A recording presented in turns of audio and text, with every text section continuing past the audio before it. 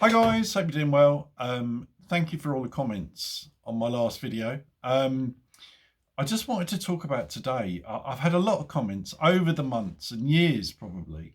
Every time I've said I've got a bike and it's a keeper, and I know it's a bit of a joke, and I get why, because every time I say that, then I sell it.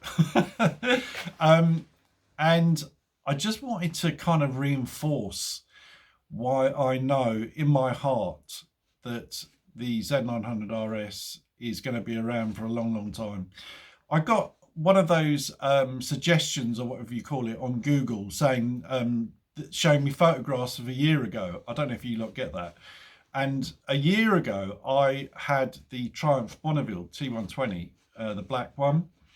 And it made me realise actually that I've only had two bikes. I say only, I know that's to many people that's a lot, but for me, I've had two bikes in the last year, and one of them I've still got, which is the Z900RS. So I had the Bonneville before the Z900RS. So I haven't really kept up with the trait that I had previous years, where I was keeping a bike for a couple of months and then selling it, because I know that I was doing that, and I know that I don't know why I was doing that. As I said to you in the last video, it was very strange. I still don't understand myself completely. But I do feel that I've had the Z900RS for, I think, 5 months, 4 months now. And every time I ride it, I took it out briefly today, and every time I ride it, it makes me smile and it makes me want to ride it more.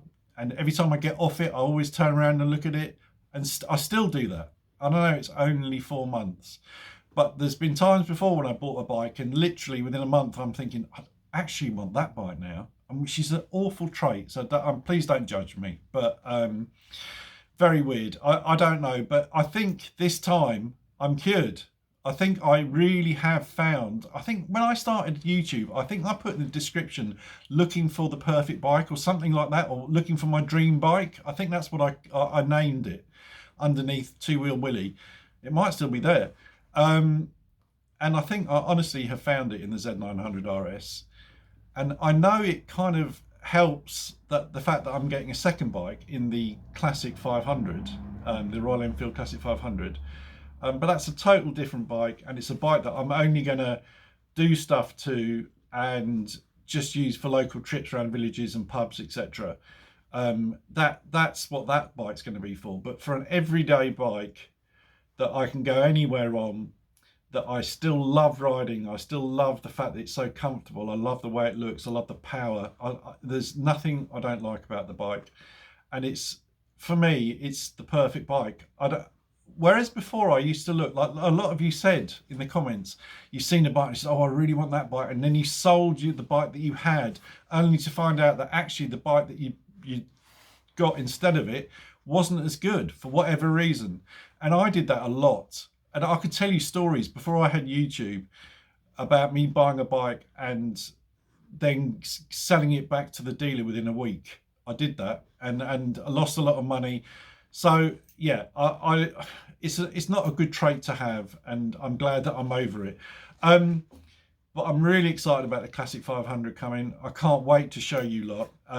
It's going to feel like you're all in the garage with me wanting to see the new Classic 500, because I've had so many comments, so many emails about wanting to see it and what you're going to do with it.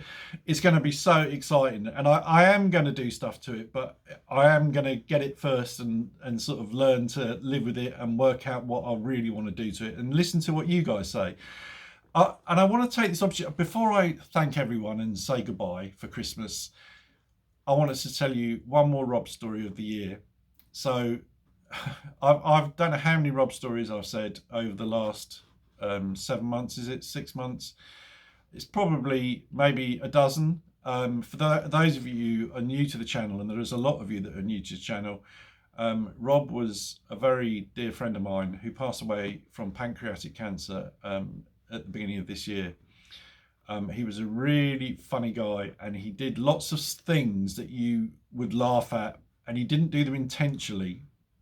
From getting off with a drag artist, that was one story, to chopping his finger off. And that's what this story is about a little bit. I know I've told you the story about Rob chopping his finger off whilst he was building a decking in his house.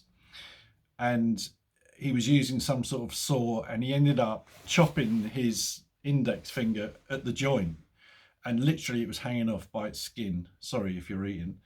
And the joke that went on for years and years and years, up till the point of him passing, was that when it happened, he phoned his then girlfriend, and she was a nurse, and all she said that she could hear him say was, "Where's the super glue? Where's the super glue?" Obviously wanting to glue his finger back on. He was obviously in shock, as she said. It was just a reaction to that. But sadly, they took him to hospital and they couldn't sew his finger back on because it was covered in super glue. No, it wasn't. It wasn't, but they couldn't save it. So he had half an index finger.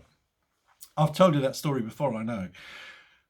The story I haven't told you is a few years later, probably 7 or 8 years later, his daughter was having a party. She was probably 6 or 7. She was having a party with all her little girlfriends all round at the house. And please don't judge Rob. I know I say this quite a lot. But he thought it would be funny, and he thought the girls would find it funny if he did a little party trick. And the party trick he did was he put his hand, he managed to go on eBay or somewhere and buy a fake finger. You can see where this is going. Like a foam finger that looked quite realistic, apparently. And then he put a handkerchief over his hand and had the fake finger where his finger should have been. And then told all the girls to gather round, and he got a chisel. I'm sorry, Rob. He got a chisel and chopped his finger off, and then waved his hand around, and it had stage blood on it, and all the kids screamed, started crying. They had to be picked up by their they had to be picked up by their parents. It really didn't go down well, but it was, I don't know what Rob was thinking, but obviously to Rob it was quite amusing, but to nobody else. Anyway, 10 years later, 10 years after that, his daughter was in secondary school, and it was a mixed school, and there was a boy in there that she fancied, and they used to go to lunch together, and they used to share their lunches together and all that sort of stuff, and he used to walk her home, and he never asked her out. She was really hoping that he might say, "Oh, do you want to come out to the cinema or something like that?" But nothing. And one day they were walking home. This is Rob's daughter told me this story. They were walking home, and he turned around and he said to her, "I've got a question to ask you, but I don't feel if I should or not." And she was thinking, at last. And she said, "Yes, please ask me." And he goes, "Oh, I don't know." She said, "No, please tell me. What are you going to say? What are you going to say?" And he said, "Is it true that your dad cut his finger off at your party?" That's true. It's gone into some sort of folklore. Anyway, I just wanted to share that with you because I spoke to his daughter the other day, and we were talking about something, and she then told me that story, and I thought, I've got to share that with you. Very funny. Guys, let me spin the camera around and show you the bike, because I know that's really why you come on here. But before I do, let me just wish you all a really happy Christmas. Can't wait for 2025. 2024 has been a different year for me and my family. There's been a lot of ups and downs. The major up was that we've moved to the countryside, which is just amazing, and it's just better than we could ever have imagined. And my YouTube channel that at the beginning of the year had 2,000 subscribers, or maybe 2,500. Now I'm on, I don't know, well over 5,000. And that's down to, well, it's probably down to my bike. It's down to the Kawasaki that I've got a lot more subscribers. But whatever the reason is, it's amazing, because I never thought that I would get past 100, really, if I'm honest. As I've said to you so many times, I don't edit any of my videos. I just turn my phone on backwards and chat rubbish to you, and I really appreciate all the support you've given me, all the tips, handy tips that you've given me over the year, and probably most of all the humour. Really always manage to raise a smile when I'm having a bad day and I read my comments and I think, wow, you guys are really funny, and I really appreciate you so much. So thank you all for bothering to contribute to such a crazy channel. And I know it's really weird. And I was a bit scared when I got a load of subscribers recently because I did a video that went viral. Well, it went Two Wheel Willy viral. Anything over 20,000 is Two Wheel Willy viral. And this has had, I think, 40,000 views. And I got a load of subscribers. And I was really concerned because I know it's a really odd channel. And I know I'm a little bit of an odd guy.